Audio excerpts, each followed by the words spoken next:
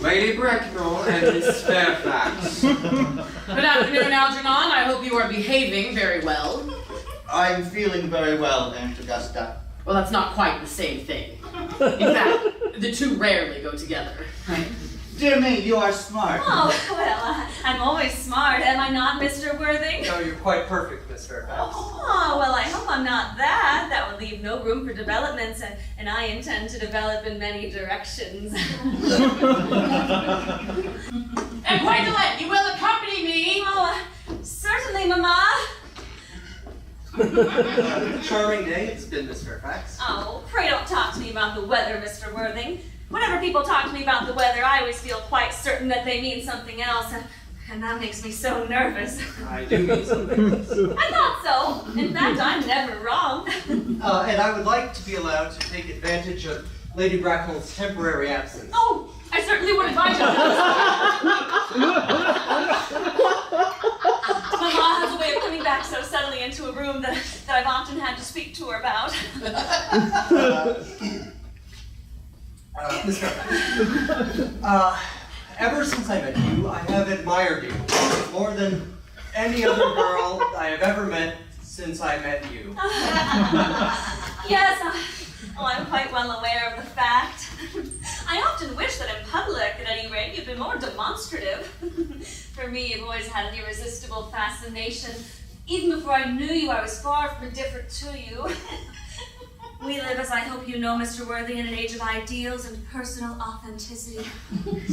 The fact is constantly mentioned by all the influencers. And my ideal has always been to love someone of the name of Earnest. There's something in that name that just inspires absolute confidence. The moment Algernon first mentioned he had a friend called Earnest, I knew I was destined to love you. Gwendolyn, you really love me? Oh, passionately. Darling? My own Earnest. Yeah. I don't mean to say, though, that you couldn't love me if my name wasn't Earnest. But your name is Earnest. Supposing that it wasn't, do you mean to say you couldn't love me then?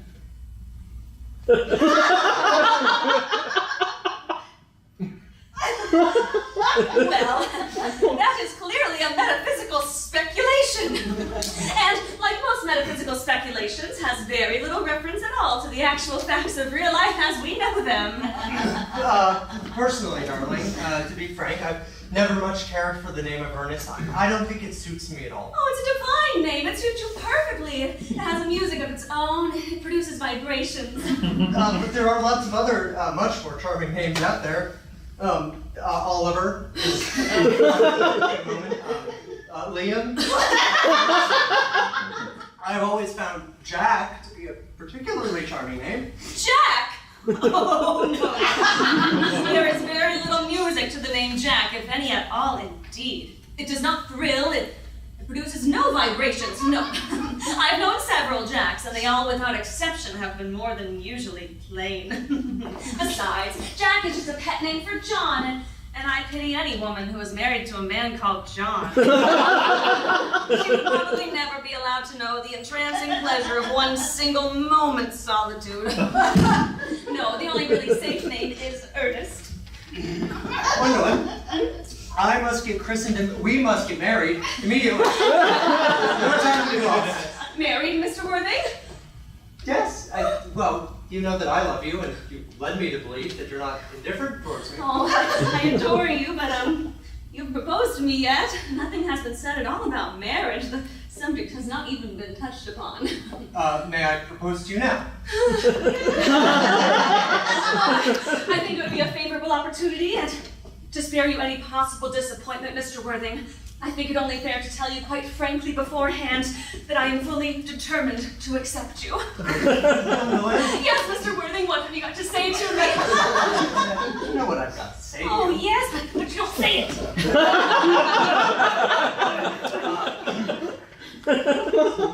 Gwendolyn, will you marry me? Of course I will, darling. Oh, how long you've been about it. I'm afraid afraid you have very little experience in how to propose. Darling, I've never loved anyone but you. Oh, well, yes, but men often propose for practice. I know my brother Gerald does. All my girlfriends tell me so. Oh, what wonderfully green eyes you have, Ernest.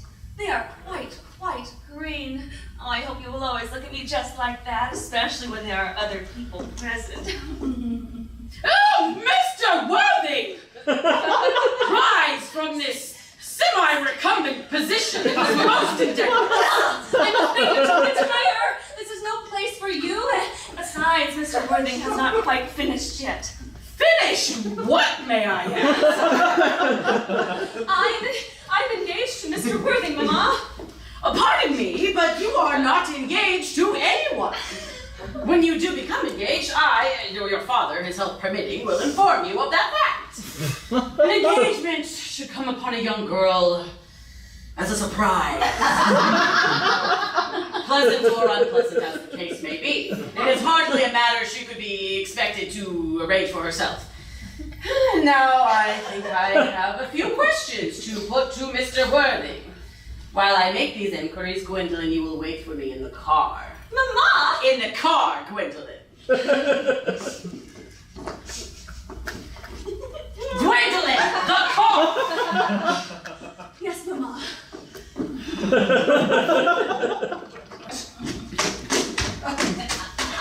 Miss Fairfax. Gwendolyn, upon my word. Oh, Algie, kindly stay in your lane. I have something very particular to say to Mr. Worthing. Really, Gwendolyn, I don't think that I can allow this at all. Algie, you always adopt a strictly immoral attitude towards life. You're not quite old enough to do that. Darling. Oh, Ernest, we may never be married. From the expression on Mamma's face, I fear that we never shall. Few parents nowadays pay any regard to what their children say to them. The old-fashioned respect for the young is fast dying out. Whatever influence I had over Mamma, I lost at the age of 3. But although she may prevent us from becoming man and wife, and I may marry someone else, and marry often, nothing that you can possibly do can ever alter my eternal devotion to you. Darling. The story of your romantic origin, as related to me by Mamma with irritating commentary, has naturally stirred the deeper fibers of my nature. Your Christian name has an irresistible fascination. The simplicity of your character makes you exquisitely incomprehensible to me.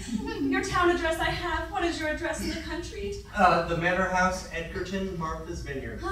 It may be necessary to do something desperate. That, of course, will require serious consideration. I will communicate with you daily.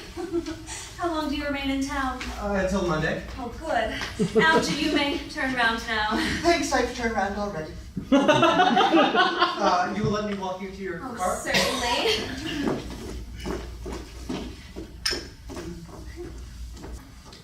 Miss Fairfax, I suppose one of the many elderly women associated with Uncle Jack and his philanthropic work. I don't like women who are associated with philanthropic work.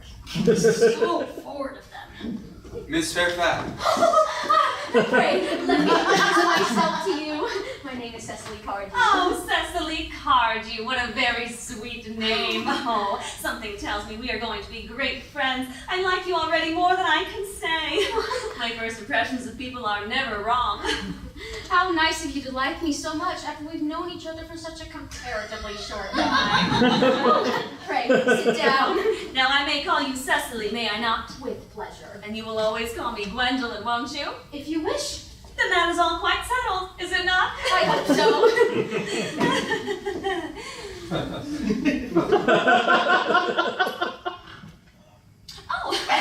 Oh, perhaps this might be a favorable opportunity for my mentioning who I am. My father is Senator Bracknell, and you've never heard of Papa, I suppose. I don't think so. Outside the family circle, Papa, I'm glad to say, is entirely unknown. And I think that's quite as it should be. The home seems to me to be the proper sphere for the man. And certainly once a man begins to neglect his domestic duties, he becomes painfully effeminate, does he not? And I don't like that. It makes men so very attractive. Oh, Cecily, Mamma, whose views on education are remarkably strict, has brought me up to be extremely short-sighted. It's part of her system. So do you mind my looking at you through my glasses? Oh, not at all, Gwendolyn. I'm very fond of being looked at. You're here on a short visit, I suppose. Oh, no, I live here. Really? Your mother, no doubt, or some female relative of advanced years resides here also? Oh, no, I have no mother, nor, in fact, any relations. Indeed. My dear guardian, with the assistance of Miss Prism, have the arduous task of looking after me. Your guardian? Yes, I am Mr. Worthing's ward. Oh! Certainly very strange. He never mentioned to me he had a ward. How very secretive of him. He grows more interesting hourly. I am not sure, however, that the news inspires me with feelings of unmixed delight. Oh, I'm very fond of you, Cecily. I've liked you ever since I met you, but I am bound to state that now that I know you are Mr. Worthing's ward, I cannot help expressing a wish that you were, well, just a little older than you seem to be, and not quite so very alluring in appearance. In fact, if I may speak candidly... Oh, pray do. I think when one has anything unpleasant to say, one should always be quite candid. Well, Cecily, I wish that you were fully 42 and more than usually plain for your age. Ernest has a strong, upright nature. He is the soul of truth and honor. Disloyalty would be as impossible to him as deception. But even men of the highest possible noble character are still extremely susceptible I beg your pardon, Gwendolyn. Did you say Ernest? Yes. Oh, but it is not Mr. Ernest Worthing who is my guardian. It is his brother, his elder brother. Oh, Ernest never told me he had a brother. I'm sorry to say they've not been on good terms for a long time. That accounts for it. Now I think of it, I've never heard any man mention his brother. The subject seems distasteful to most men. Oh, Cecily, you've lifted a load from my mind. I was growing almost anxious. It would have been terrible if a cloud had come across a friendship like ours, would it not? Of course, you are quite sure that it's not Mr. Earnest Worthing who is your guardian. Quite sure. In fact, I'm going to be his. I beg your pardon. My dearest Gwendolyn, I see no reason to make any secret of it to you. Our little county newspaper is sure to chronicle the fact next week. Mr. Ernest Worthing and I are engaged to be married.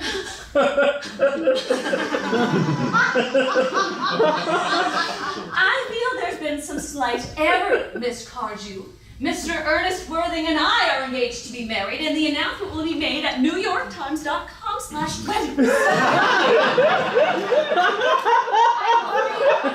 Misconception. Ernest has just proposed to me exactly 10 minutes ago. Well, that is certainly very curious, for he asked me to be his wife yesterday afternoon at 5:30. If you care to verify the incident, pray do so. I never travel anywhere without my diary. One should always have something sensational to read on the train. I'm so sorry, dear Cecily, if it's any disappointment to you, but it appears I have the prior claim. It would distress me more than I can tell you, dear Gwendolyn, if it caused you any physical or mental anguish. But I feel bound to point out that since Ernest proposed to you, he's clearly changed his mind. If the poor fellow has been entrapped into any foolish promise, I shall consider it my duty to rescue him at once, and with a firm hand. Do you suggest, Miss Fairfax, that I entrapped Ernest into an engagement? How dare you! There is no time to wear the shallow masks of manners. When I see a spade, I call it a spade. I'm glad to say I have never seen a spade. It's obvious our social spheres have been widely different. Shall I lay the tea here as usual, miss? Yes, as usual. Are there many interesting walks in the vicinity, Miss Cardew? Oh, yes, a great many. From the top of one of the hills, one can see 5 counties. Oh, 5 counties. Oh, I don't think I should like that. I just hate crowds. Oh, I suppose that's why you live in the city? What a very well-kept garden this is, Miss Cardew. Oh, so glad you like it, Miss Fairfax. I had no idea there were any pretty little things in the country. Yes, flowers are as common here, Miss Fairfax, as people are in New York. May I offer you some tea? Thank you. Detestable girl, but I require tea. Sugar? Oh, no, thank you. Sugar's not fashionable anymore.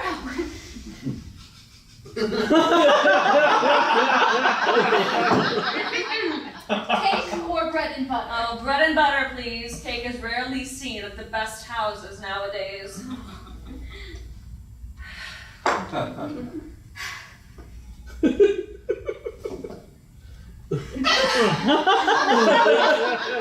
You have filled my tea with lumps of sugar. And though I asked most distinctly for bread and butter, you have given me cake. I am known for the gentleness of my disposition and the extraordinary sweetness of my nature. But I warn you, Miss Cardew, you may go too far. To save my poor, innocent, trusting boy from the machinations of any other girl, there's no lengths to which I will not go. From the moment I saw you, I distrusted you. I felt that you were false and deceitful, and I am never deceived in such matters. My first impressions of people are invariably right. It seems to me, Miss Fairfax, that I am trespassing on your valuable time. No doubt you have many other calls of a similar character to make in the neighborhood. Oh, Earnest. May I ask, are you engaged to be married to this young lady? To Cecily? No. What could have put such an idea into your head? Oh, thank you. You may. I knew there must have been some misconception, Miss Fairfax. The gentleman whose arm is present round your waist is Mr. John Worthing, my guardian. I beg your pardon. This is Uncle Jack. Jack!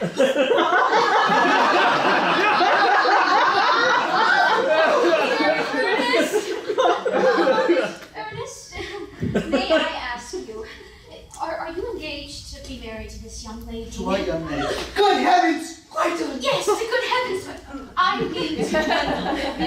What could have put such an idea into your head? Oh, thank you.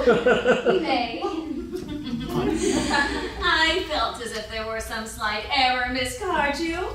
The gentleman at your side is my cousin, Mr. Algernon Moncrief. You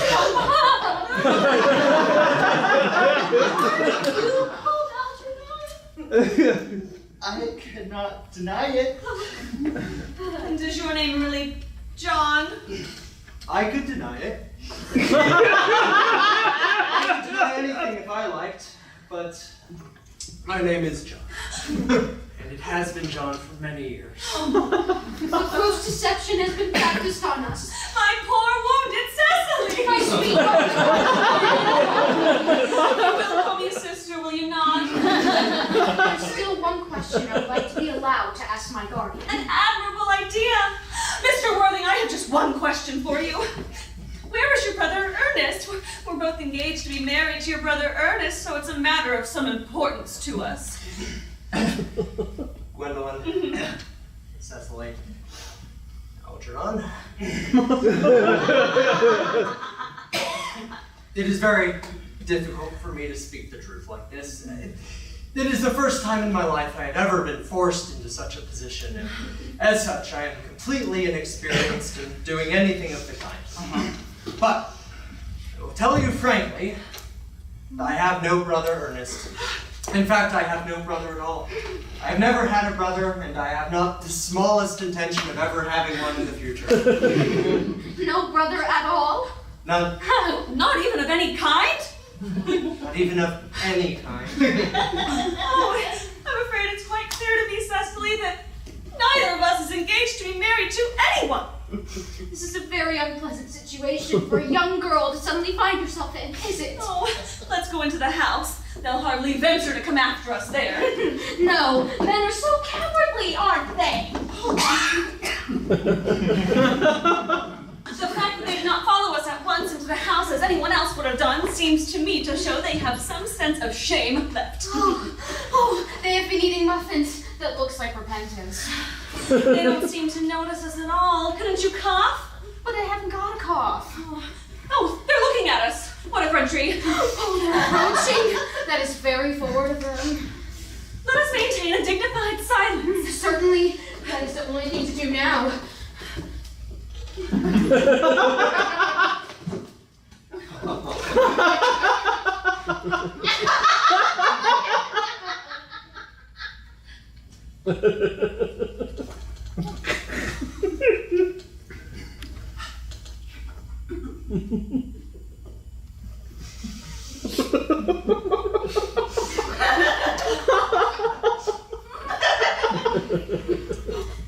This dignified silence seems to produce an unpleasant effect. A most distasteful one. But we will not be first to speak. Certainly not. Mr. Worthing, I have something to ask you. Much depends on your reply.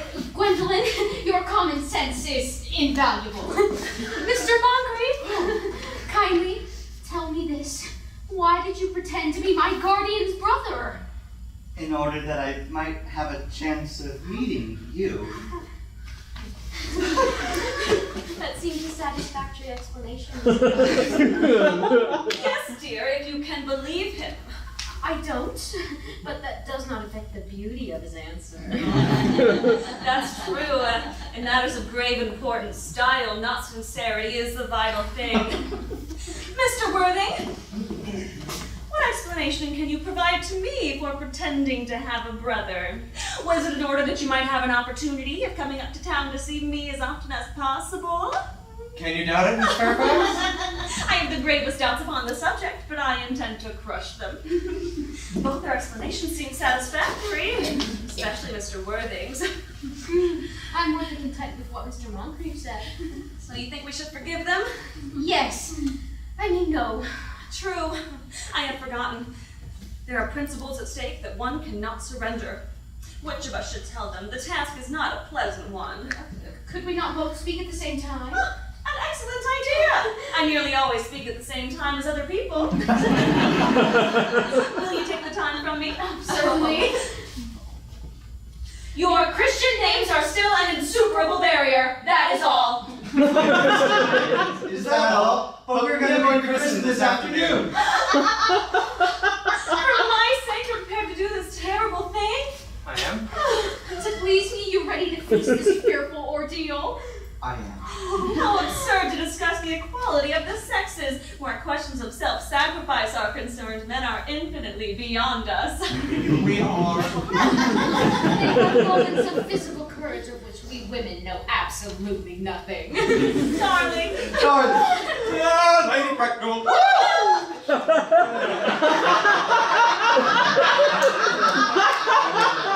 Gwendolyn, what does this mean?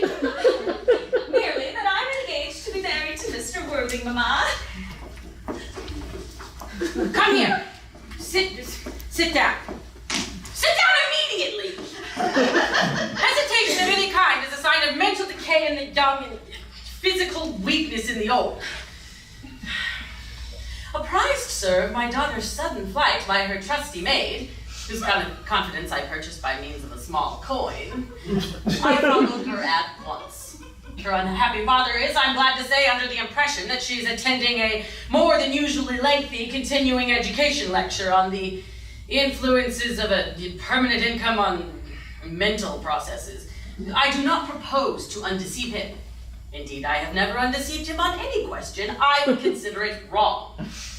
But clearly you must understand that all communication between yourself and my daughter must cease from this moment. On this point, as indeed in all points, I am firm. But I am engaged to Gwendolyn, Lady Bracknell. Yes, sir, you are nothing of the kind. Come, Gwendolyn. It is time for our departure. We have not a moment to lose. As a matter of form, Mr. Worthing, I had better ask if Miss Cardew has any little fortune. Oh, just about $1.2 million in treasury bills. That is all. Good day, Lady Bracknell. So nice to have seen you. A moment! Mr. Worthing, 1.2 million in treasury bills. Well, Miss Cardew seems to me to be a most attractive young lady now that I look at her. So few girls in the present day have any solid qualities that last and improve with time. We live, I'm afraid to say, in an age of services. I must retire for a moment. Gwendolyn, wait here for me. Oh, well, if you're not too long, I will wait here for you all my life.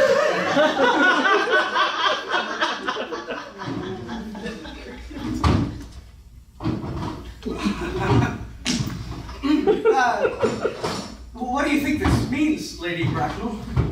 Well, I dare not suspect, Dr. Chasuble. I need hardly tell you that in families of high position, strange coincidences are not supposed to occur. They are hardly considered a thing.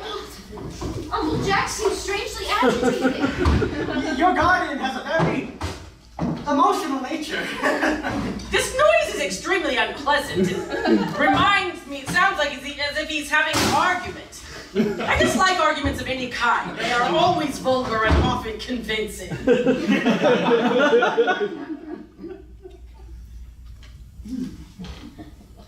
It is stopped now. I wish you would arrive at some conclusion. The suspense is terrible. I think it will last. Miss Prism? Is this the bag in which you deposited that infant? Examine it carefully before you answer. Happiness in more than one life depends on your response. It seems to be mine. Yes, here is the injury it received when caught in a subway turnstile in younger and happier days. And here's the stain on the lining, caused by the explosion of a cherry vanilla soda. Incident that occurred on Coney Island. And here, on the lock, are my initials. I had forgotten that in an extravagant mood I have them placed there. The bag is undoubtedly mine. I am so delighted to have it so unexpectedly restored to me. It has been a great inconvenience being without it all this time. Miss Prism, more is restored to you than the bag. I was the infant you placed inside it. You? Mother?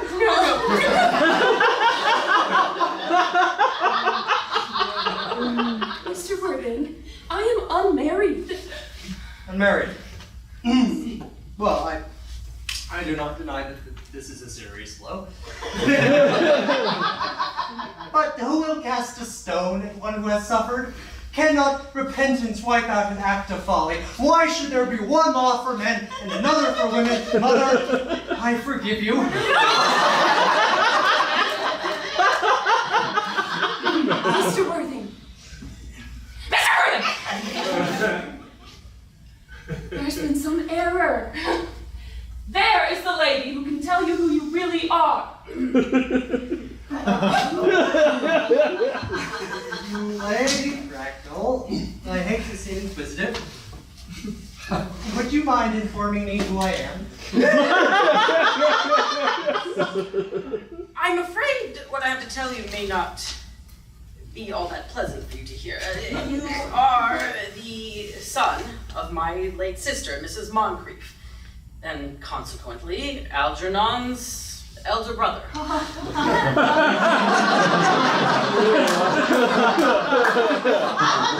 I had a brother after all. Incessantly did I not always tell you I had a brother? How can you doubt it? I had a brother, everyone. Meet my unfortunate brother, Dr. Cosmo, my unfortunate brother. My unfortunate brother. And you, Algie, are going to have to start treating me with more respect in the future. You have never behaved to me like a brother in all your life. Well, not till today, old boy. I admit I was out of practice. Oh, my own. Oh, but what own are you? Well, what is your Christian name now that you've become someone else? I had forgotten that point. I suppose your decision is unalterable? Oh, I never change, except in my affections. What a noble nature you have, Gwendolyn. Right. Well, the matter must be cleared up at once. Lady Bracknell, when I was placed into the bag, had I been given a name? Well, yes, every luxury that money could buy, including christening, had been lavished upon you by your fond and doting parents. Great, then I was given a name. That is settled. What was it? Well, being the eldest, naturally, you were christened after your father. And what was his Christian name? I do not recall at present the general's given name. I have no doubt he had one. He was rather eccentric, I'll admit, especially in later years, and that was due to the Indian climate and marriage and indigestion. Can't you recollect what our father's Christian name was? My dear boy, we were never even on speaking terms. He died before I was a year old. His name would appear in military lists of the time, would they not? Well, the general was simply a man of peace, except in his domestic life. However, I have no doubt that his name would appear in any military directory. The military lists of the last 40 years are here! Let's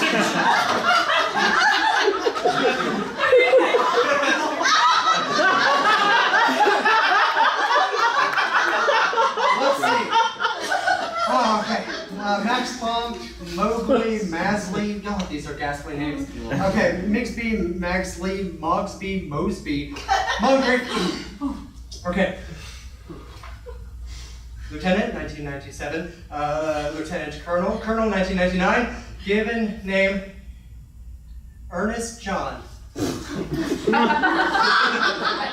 Yes, now I recall the general's name was Earnest. I knew there was a particular reason I had for disliking that name.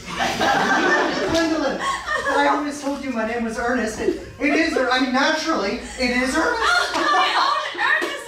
I felt from the first you could have no other name. Darling, it is a terrible thing for a man to find out that all his life he has been speaking nothing but the truth. Can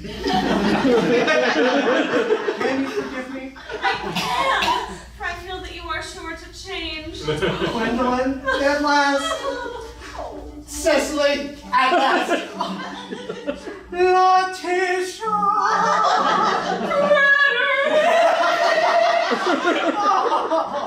Nephew, you seem to be displaying signs of triviality. On the contrary, Lady Bracknell, I finally understood the vital importance of being earnest.